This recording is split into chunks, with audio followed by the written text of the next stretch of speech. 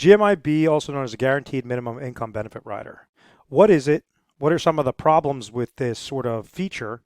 And then what are some solutions that an individual could leverage a GMIB or any sort of income rider for that matter to help out with their retirement situation? So to take a step back, we have to first understand how an annuity contract works or how annuitization works. So annuities are ultimately the opposite of life insurance. The reason why somebody would purchase a life insurance policy would be a protection for their beneficiaries in case that individual passed away too soon. So what happens is an individual like an insured would purchase a policy on themselves. Let's say they're paying $1,000 a year for a $100,000 life insurance policy. What they're doing is they're giving $1,000 per year to an insurance company. The insurance company is utilizing the law of large numbers with all existing policyholders and actuarial data showing how long somebody should live.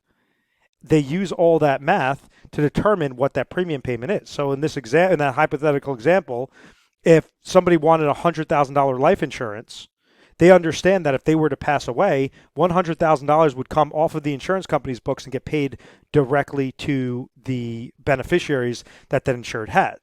So in that example, the insured is paying $1,000. Next year, he pays $1,000. Next year, he pays $1,000. Let's say if this insured only lives for 5 years. They would have paid in a total of $5,000 into a life insurance policy, and the insurance company is insuring this person for $100,000. This is a lump sum benefit. God forbid this person passed away. That individual and their family ultimately won because this person only paid $5,000 and $100,000 was the protection. This person passes away. That now qualifies the beneficiaries to receive the $100,000. So it's basically playing a gamble. It's a gamble with somebody's life. If the person passed away too soon, well, then the beneficiaries could reap the benefits of that as if that person's still living, making an income, whatever that case might be, to justify that $100,000 lump sum. So ultimately, to take a step back, an individual is paying a monthly or an annual premium to an insurance company, and that insurance company is providing a lump sum death benefit to beneficiaries. Now, old-fashioned annuities, be very mindful of those words, old-fashioned annuities were the complete opposite of that. So with an old-fashioned annuity, it was saying, okay, I'm afraid that I'm going to live too long. I want to have some sort of protection that I'm going to receive an income stream till the day I pass away. So an individual will go give a lump sum to an insurance company. The insurance company will leverage the law of large numbers in their actuarial data and create a calculation to say, okay, if you give us, as an example, you give us $100,000 of a lump sum, based upon your age, we're going to pay you $10,000 every year to the day you pass away.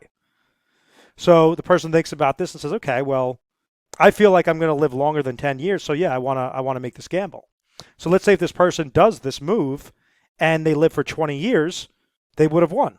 The individual would have won because they would have paid $100,000 to the insurance company. They would receive back $10,000 per year for the next 20 years, and then passed away, they would have received $200,000 worth of benefit.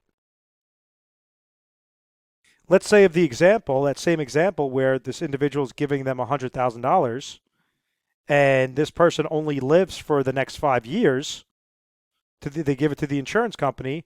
This person only lives for the next 5 years and they're receiving $10,000 per year and they pass away.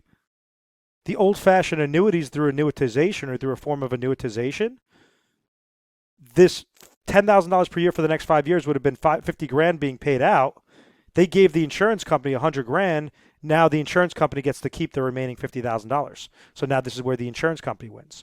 So because insurance companies understood the actuarial data, the law of large numbers so well, they were able to make money hand over fist. One side because they understood how, basically to the decimal point when the average amount of people in a certain age group, male, female, were going to pass away. And then on the other aspect, they were able to utilize this lump sum dollar amount, reinvest it on the back end, and then pay back this money with interest to the individual to say, okay, we're going to give them exactly what they want. They need $10,000 per year to live off of, but they pass away, great, we win.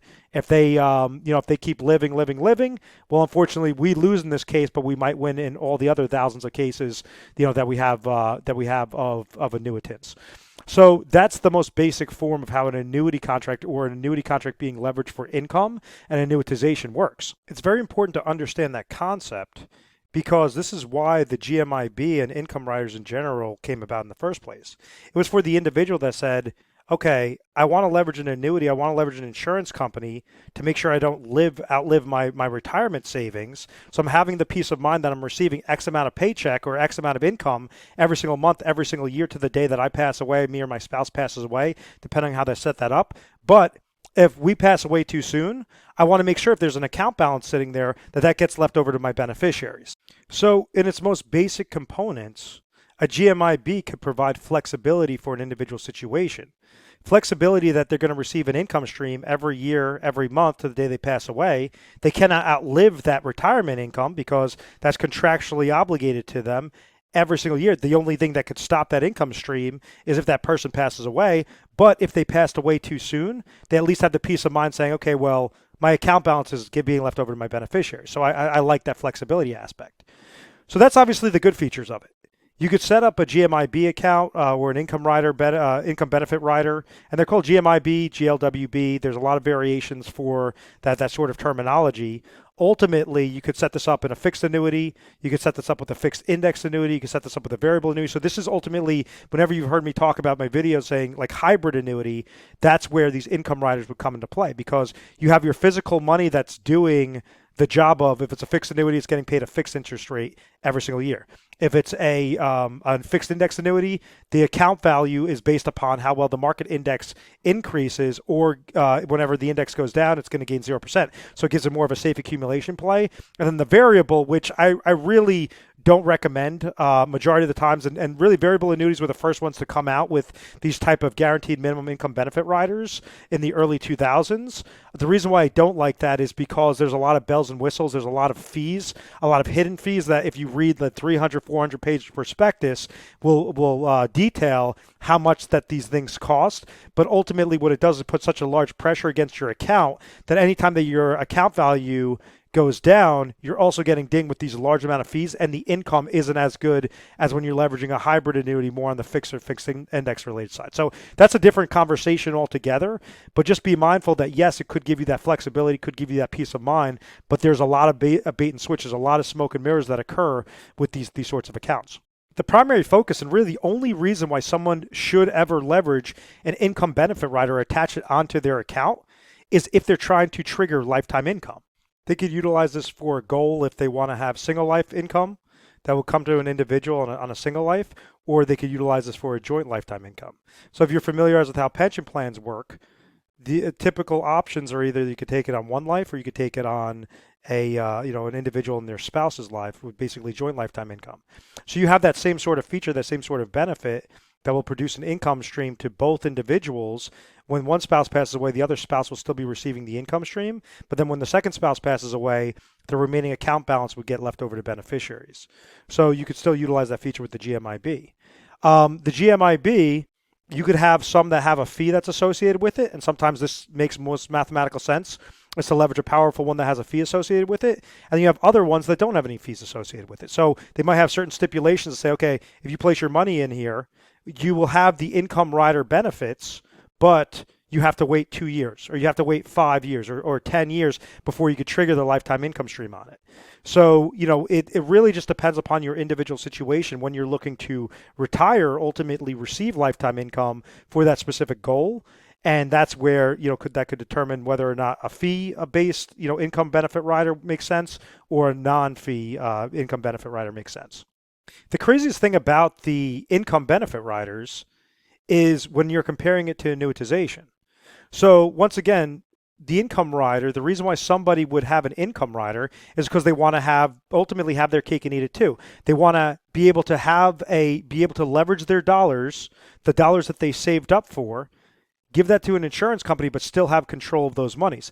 They pass away, they could leave that lump sum to that beneficiaries, as opposed to with annuitization, if they pass away too soon, that lump sum dollar amount gets left over to the insurance company through that annuitization form.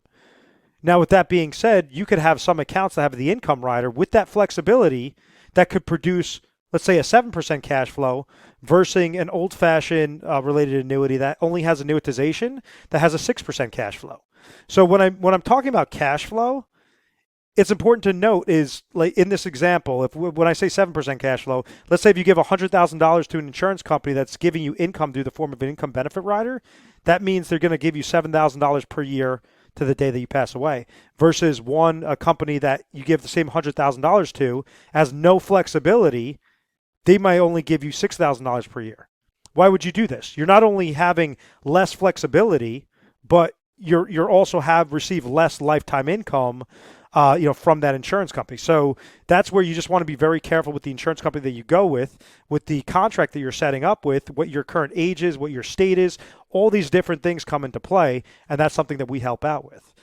So this is where, obviously, I have my number up on the screen, the 1-800-566-1002, where we set up different assessments, and we set up something known as, what I'll talk about a little bit later on, the retirement diet plan, where we try to create a plan for your situation, not just a portfolio, and not just throw your money into this product and call it a day. We want to make sure that you're using the smallest amount of dollars only as much as necessary towards which component will give you the most amount of benefit. So that sounds great in theory. The GMIB sounds, fantastic. What's the problem? The problem is you might have 1,100 different contracts, different accounts that have access to this GMIB. Out of those, you might only have 5 or 6 that is ideal for your specific situation.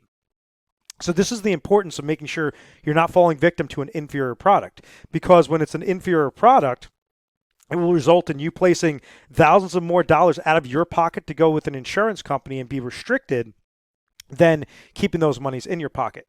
So like as an example, you might have a lot of these GMIBs, the income benefit riders, they have a type of calculation account that's associated with it. So if you're familiarized with this, or you've been kind of shopping online or been doing your research on it, you might notice that one company offers an income rider and they say, hey, we're going to give you a 10% guarantee.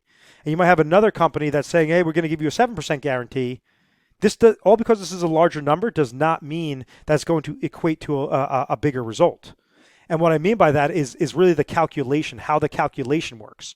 So with a calculation on an income benefit rider, and notice something known as the benefit base, it goes by whatever the benefit base is or the income base is, multiplied by the withdrawal rate percentage, and that's what equals how much lifetime income or how much cash flow this individual is going to be receiving. So in that example, if let's say you're going with the first place option and you had $100,000 and they're going to pay you a 7% cash flow, or $7,000 per year per 100,000 you put in there, versus the sixth place option, which might only give you 4.5% or $4,500, this is a large difference. Especially if you know that you have to receive X amount of income to suffice what your expenses are. This cash flow difference is the key to making sure you're keeping the most amount of money in your pocket at the end of the day, end of the year, and utilizing those excess monies, those ancillary dollars towards your fund-related needs, towards whether that means growing it for investments or an inflationary need, or trips, or whatever really you see as your ideal retirement lifestyle. So you have one company, which could be a very low cash flow, but they might market everything correctly. They might spend so much money on marketing that it sounds really good, but it might be too good to be true. So that's where you just want to be very careful with how you're setting these things up and making sure that for any dollar you're placing in there, you're getting the most amount of benefit. Also, be mindful that whenever they're saying, a 10% guarantee or 7% guarantee, that's not a guarantee on the actual growth of your physical money, on your actual account value, and what you're leaving to as a death benefit. That's just a calculation account. There's a lot of smoke and mirrors. There's a lot of bait and switch that the terminology with this marketing that these insurance companies set up with. Now, obviously, you could leverage this. It could be a fantastic situation, but you have to be careful because, unfortunately, 90% of the time, 95% of the time, you have more shit out there than you actually have of good solutions. So it's all about kind of going through all that crap to make sure that, okay, we could find what that best solution is for you. And then also it could be very expensive. Like as an example, if let's say you went with an income benefit rider and you were set up with a variable annuity and you have upwards of up to 5% in fees per year, on average about 3 to 5% in fees, and you have downward market losses, you could liquidate your accounts very quickly.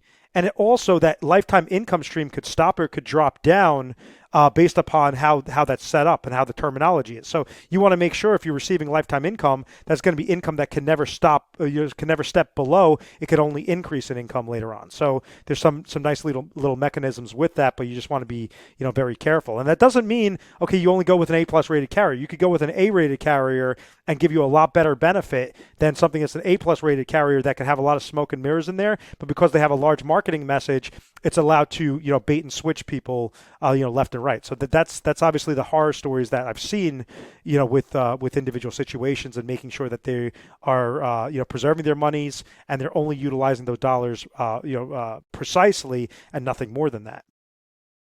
And lastly, it all comes down to the solutions. It all comes down to customizations with your goals. One of the things that we trademarked is something known as the retirement diet plan. So with the retirement diet plan, it allows an individual to retire in really any market environment. If the markets are going down, there's an actual plan to make sure that you have the income that you need that will generate to be greater than or equal to your expenses, and you still have your excess accounts that are being leveraged properly. If the markets are going up, you're going to be that much satisfied. If the markets are going sideways, it's still fine. It's not going to affect your plan. So it's all about optimizing your plan in any market environment, and the terminology diet, the acronym diet, is what's most important. So the diet, DIET, stands for distribution, investment, estate, and taxes. So in any sort of plan, the most important concept is the distribution side. You have to make sure that you're receiving income, you're creating some sort of distribution/income plan that's going to be greater than or equal to your expenses every year. So whatever you do not use up for this distribution planning side, if let's say it's being sufficed with already guaranteed income sources, well, then you can move on to the next stage, which is the I for investment/growth planning. So these are all the fund monies, all the excess monies, all those discretionary dollars to make sure that that's being set up for a specific growth related need. Now the E and the T is just for individuals on their personal side if they want to make sure that they're setting up an estate plan properly, like a will or a trust, or they're leaving some sort of legacy. So that's estate/legacy related planning, meaning that making sure that whatever you don't use for an income side, or you're not using as kind of your splurge account, that it could be effectively left over to beneficiaries. And then the T is really encompassed with everything is tax planning, making sure that if you're utilizing like a qualified account such as an IRA, that's being segmented properly, as opposed to you're not trying to commingle that with a non-qualified account and hurting yourself on the taxation set. So where this diet plan comes into play when you're utilizing it for an income rider side, or utilizing the income benefit rider for your individual situation. I'm going through an example. Let's say that we have an individual that has Social Security income. This person also has a pension income stream, and they don't have any other income stream. But after doing a calculation and assessment, we understand that they have expense needs in retirement of $80,000. This person also has assets of $1 million. So part of the distribution planning side is we have to make sure that this individual is at least hitting their safety net of $80,000 every single year to the day they pass away. This is the D and diet plan. You could utilize this lifetime income stream for a single or single or spouse joint income, and making sure that they're sufficing their gap. So let's say in this example, Social Security income is coming to these people for $40,000. Pension income is coming to these individuals for $30,000. And they have no more income sources, but they have $1 million of total assets. What's the smallest amount of dollars, only as much as necessary, to leverage to make sure that we're generating the extra $10,000? So this is where we're looking underneath the hood and we're saying, okay, well, which ones will produce the flexibility that will give them the top cash flow? And out of this $1 million, what's the smallest amount of dollars from this that we could go and place into that one company or multiple accounts to make sure that's being generated properly?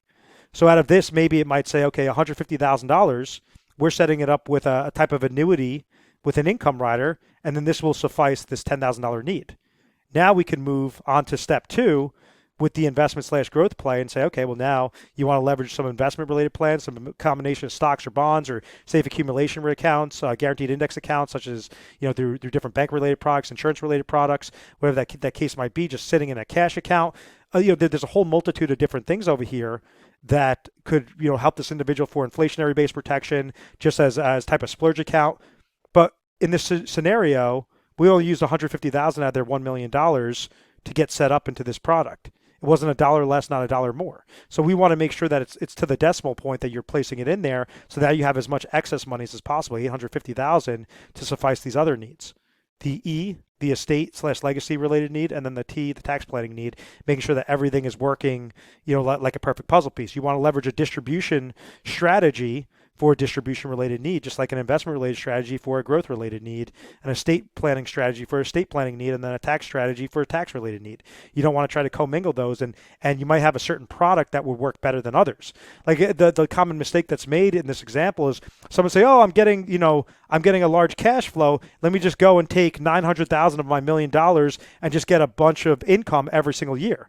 Well, that could hurt you on a taxation standpoint. That could hurt you if you have an estate planning need, or if you want to have extra excess monies on your investments as growth related needs, or whatever that case might be. Each individual situation is different. But I just want you to see how when you're setting it up and you're using it like individual tools on a tool belt, you're not going to use the back of a screwdriver to hammer in a nail. You're going to get a hammer to hammer in that nail most effectively, most efficiently. So that's where it's just making sure that you're creating a plan. You're not just setting up a portfolio and trying to have a portfolio do a jack of all trades, that will accomplish your need. If you're interested in this video, you want to see more about the process, or you want to hear more whether or not a income benefit rider might be better for your situation, might be good for your situation, is click on the link that's in the description of this video. It's afossefinancial.com, or you go to retiresharp.com. I'll bring you to the same place, and it basically talks about how our process works and how somebody could effectively leverage us to hop on the phone. I always recommend that you set up a calendar appointment so that it can be set up specific to your time frame and for a date and time that works most effective for you, or just shoot us a message. But at any point in time, just give us a 1-800 number a call. It's 1-800-566-1002, and we'll try to help you out best we can. If you found value in this, please feel free to hit the like button, write a comment, ask a question, and then also feel free to subscribe to our YouTube channel so you have access to the most up-to-date videos. Thank you so much, guys.